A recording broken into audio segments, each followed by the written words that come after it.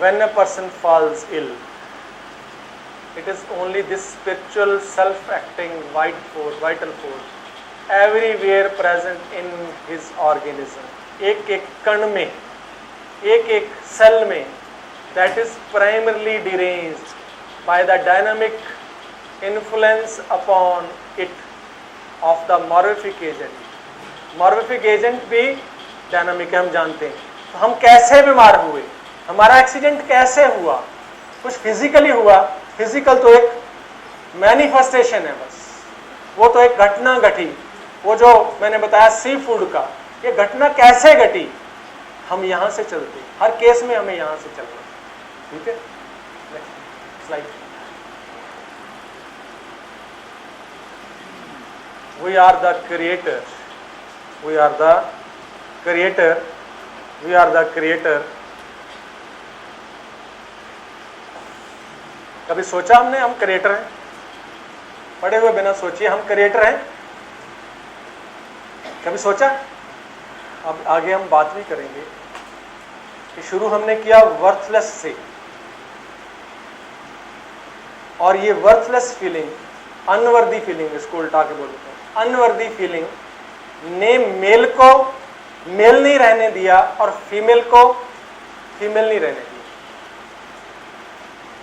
Your whole pelvic organs, male and female, impotency से लेके infertility तक मेल, और every disease of female of pelvic organ you can say is related to worthlessness somewhere.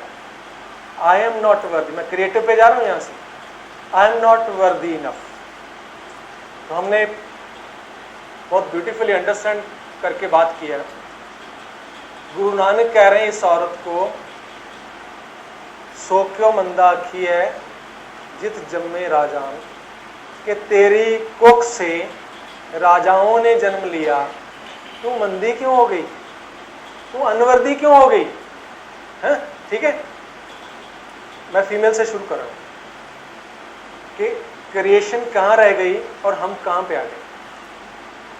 Female की creation क्या है? ये world,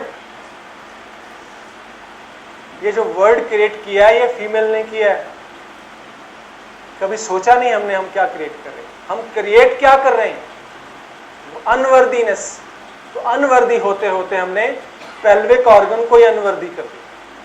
पूरे का पूरा पीरियड्स गैप, डायनामिक से शुरू करो, डायनामिक पार्ट से, फिजियोलॉजिकल पार्ट से. पीरियड्स डिस्टर्ब हुए, क्यों हुए, ये क्यों आ गए, यहां से शुरू होता है, ये क्यों आ गए, पेनफुल पीरियड्स, ये फिर आ गए. ब्लेमिंग द सेल्फ, ये फिर आ गए, ये फिर क्यों आते हैं बार बार. तो ये क्या कर रहे हैं हम, ब्लेम कर रहे हैं खुद, ये फिर आ गए. मेरे को तो जिंदगी में कभी वैल्यू मिली नहीं, आई एम वैल्यू नहीं है, कुछ भी नहीं हो. ये कैसी फीलिंग है कि हैमर से अगर हम उठाएं तो जो रेक्टम में फीलिंग है ना, शिट जैसी. Rectum is a part of pelvic part, similarly हमारे जेनिटल्स.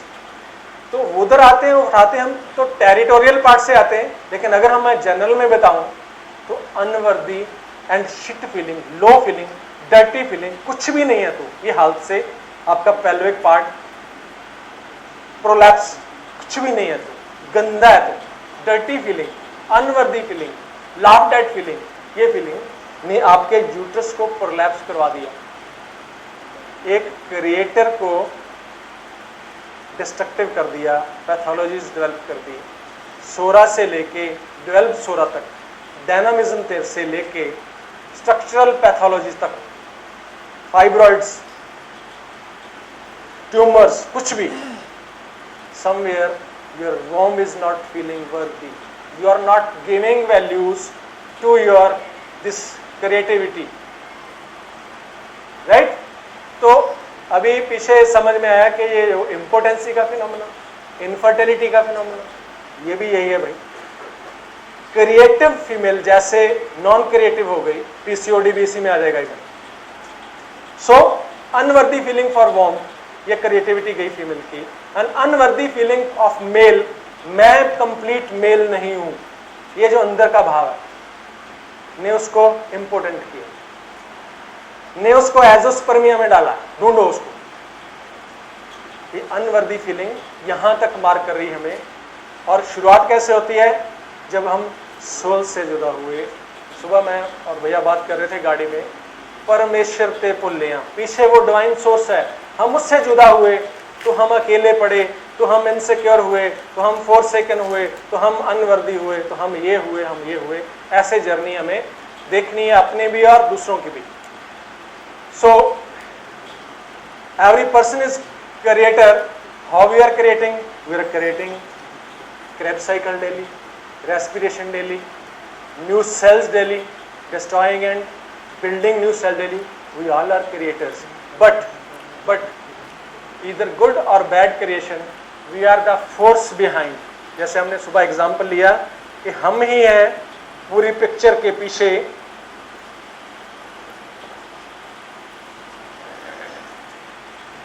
हीरो या हीरोइन हम खुद ही हैं। We create every so-called illness in our body, shape our own world in our hands only. Which kind of our world we had shaped as life of human being is synced from many years to few years only. Which kind of our world we had shaped as life of human being is synced from many years to few years only. What is at fault? Until we mark it and understand it, we can't help ourselves and others. Reference from Bhai Gurdas ji. A life of human being is synced from many years. Bhai Gurdas ji Sikh philosopher थे गुरु नानक साहब के time के, और उन्होंने की एक रचना है वारा by Bhai Gurdas ji. This thing is based on Vedas, जो हमारे एंशिएंट वेदास हैं हिंदू धर्म के अनुसार। त्रेते 4 युग थे। त्रेते क्षत्रिय रूपतार, सूर्यवंशी वड अवतारा।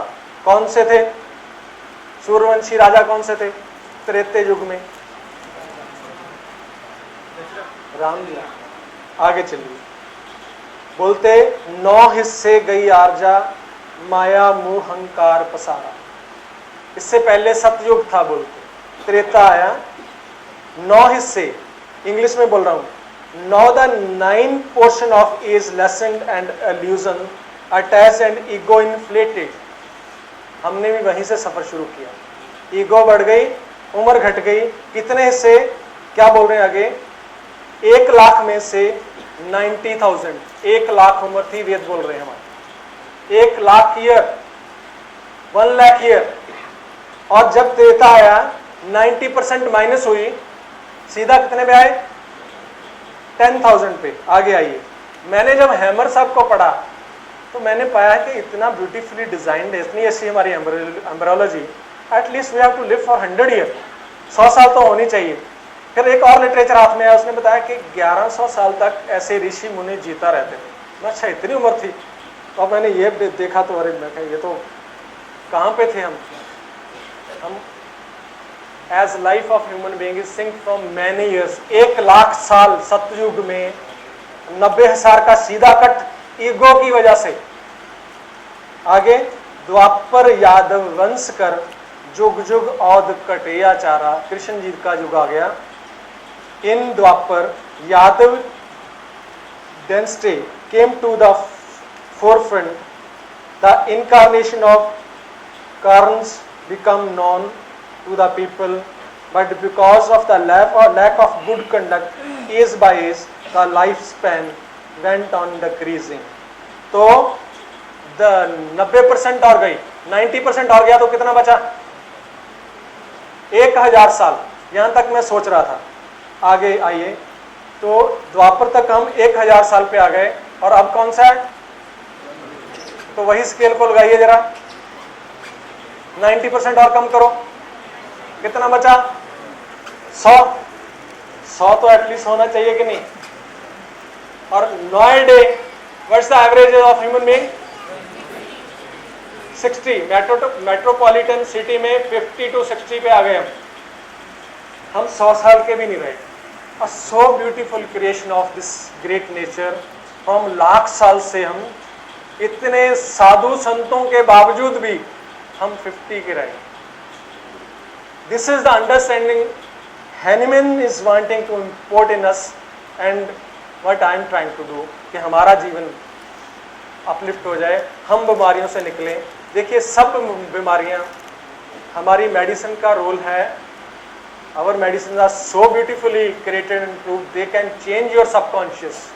ये जो बच्चे को बदल दिया उसने, उसके सबकॉन्शियस को एक डोज से निकाला, लेकिन यहाँ से आगे का जो सफर है वो तो खुद ही तय करना पड़ेगा ना। बीमारी से तो निकाल दिया, बाकी का सफर कुछ सर ने इस बार बताया, ग्रह चाल भी बदल जाएगी, एक्सीडेंट भी नहीं होगा, शादी भी हो जाएगी, राइट रेमेडी के साथ ये सब हो जाएगा, पर कुछ तो खुद करना पड़ेगा। ठीक, what is at fault? Until we mark it and understand it, we can help ourselves and others. Next.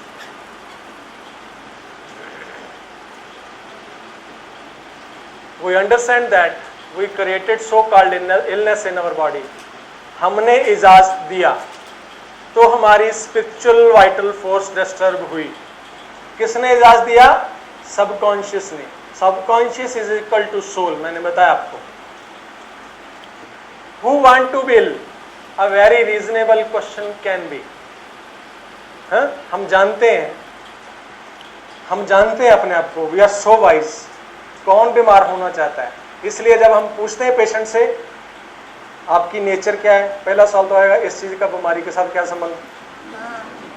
Reasonable question is कि अगर हमारा क्रिएशन इतना ब्यूटीफुल है तो हम बीमार क्यों हुए? हम बीमार कॉन्शियस की वजह से है ही नहीं। हमने बात की है, हम सबकॉन्शियसली बीमार हो रहे हैं। और सबकॉन्शियस क्या है? सोल। सबकॉन्शियस क्या है? कान नहीं है उसके, जुबान नहीं है उसकी, आंखें नहीं है उसकी, यह किसकी है? कॉन्शियस की। जो सबकॉन्शियस है that is blind, your soul is blind, उसको नहीं दिखता, बट यू कैन ओपन और operate your soul by conscious mind. So वो जो हमारा कंट्रोल था, जैसे मैंने बोला सबकॉन्शियस माइंड का 40 मिलियन इम्पल्सेस पर सेकंड सबकॉन्शियस, 40 इम्पल्सेस पर सेकंड कॉन्शियस ब्रेन। डिफरेंस हमने पहले बात की है इस पे, की रफ्तार से कंट्रोल होने वाला ये ऑर्गेनिज्म एट फॉल्ट आया तो बीमार हुआ, तो एक्सीडेंट हुआ, तो बीमारियां चली। ठीक, सबकॉन्शियस में चोट लगी तो हम बीमार हुए। इसलिए बीमार नहीं हुए कि रीजनेबल माइंड हमें अलाउ कर रहा बीमार होने के लिए, नहीं। वो हमसे पूछेगा नहीं बीमार हो जाऊं, आज छुट्टी है, आज पेट दर्द ले लेते, ऐसा नहीं होता। जैसे हमें क्वेश्चन करते हैं ना पेशेंट आके, कल इसका एग्जाम है, प्लीज कोई ऐसी दवाई दे दो कि जल्दी से ठीक हो जाए, तो उनको बताना चाहिए हमें ना कि सबकॉन्शियस माइंड के एग्जाम नहीं होते, कॉन्शियस के होते। तो यहाँ पे हैनीमैन बोल रहे हैं, देखिए ऑर्गेनिक बहुत पास में चल रही है। Disease comes and goes. Disease जब आई है अनकंडीशनल आई है, जब आपने दिया तो कंडीशनली ठीक कर सकते हैं, लेकिन जब आती है पूछ के नहीं आती, अनकंडीशनल है। Body is by our spiritual being, our soul is in constant talk to the body. Aphorism number 9. If we could take time to listen, Guru Granth Sahib 205. मैं पढ़ रहा था, I had find the beautiful rhyme of Guru Arjan Dev Ji. बहुत मजा आएगा। एक ओंकार सतगुरु प्रसाद, किन बिद मिले गुसाई मेरे राम राय। गुरु अर्जन देव जी क्वेश्चन कर रहे हैं खुद को, ये सोल क्वेश्चन कर रही है खुद को कि मेरे को राम कैसे मिले। कोई ऐसा संत सहज सुखदाता मोहे मार्ग दे बताई। कोई ऐसा साधु, ऐसी कोई सोल हो जो मेरी जर्नी को इवॉल्व कर दे, हायर इमोशंस में, हायर ब्रेन में ले जाए। अंतर अलख ना जाई लिखिया। अंतर मीन सबकॉन्शियस माइंड, सोल के ऊपर लिखा नहीं जा सकता। वाई? विच पर्दा हो में पाई। Ego is there, right. फिर माया मोह सबो जग सोया, ये परम कहो क्यों जाई। ये परम कैसे जाए कि हम पूरी की पूरी जिंदगी हमारी माया और मोह में चल रही है। जितना ये इमोशन मैंने बताए हायर सोल से लेके नीचे जितने भी है, ये माया के इमोशंस हैं। आगे बोल रहे हैं जो मैंने बताना था, जो यहाँ पे आएगा। Body is mirror of our thoughts and belief, नहीं sorry, by our spiritual being our soul is in a constant talk to our body. ये बात कर रही है लगातार, एफोरिज्म 9 बता रहे हैं। If we could take time to listen, कभी सुना हो तो ना, क्या बोल रहे हैं, एका संगत एकत ग्रह बसते, मिल बात न करते भाई। एका संगत एक ग्रह बसते, सोल और शरीर एका संगत एकत ग्रह, एक ही घर में रहते हैं, मिल बात न करते भाई। ये दोनों आपस में बात इनकी टूट गई। इसीलिए हम हैनीमैन की बीमारी का ओरिजिन यहाँ से हो रहा है।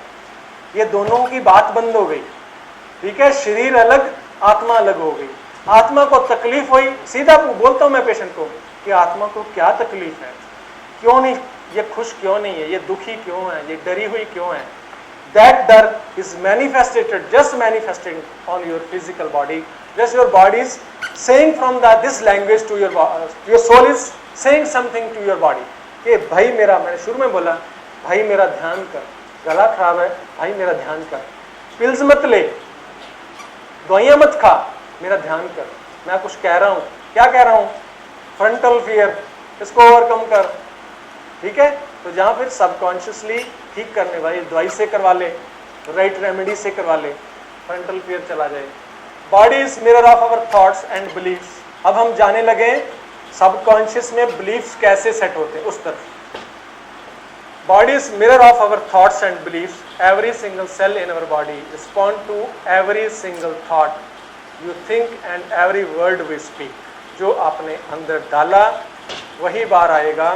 फॉर एग्जाम्पल, अभी आगे आएंगी स्लाइड्स भी, थॉट सिर्फ थॉट है, right and left brain, that thought got embedded into.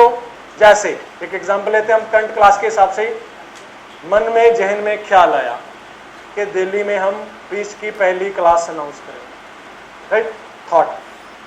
Feelings, what was the feelings, अब फीलिंग पे आइए, थॉट ये करेंगे, फीलिंग्स ऐसे ऐसे करेंगे।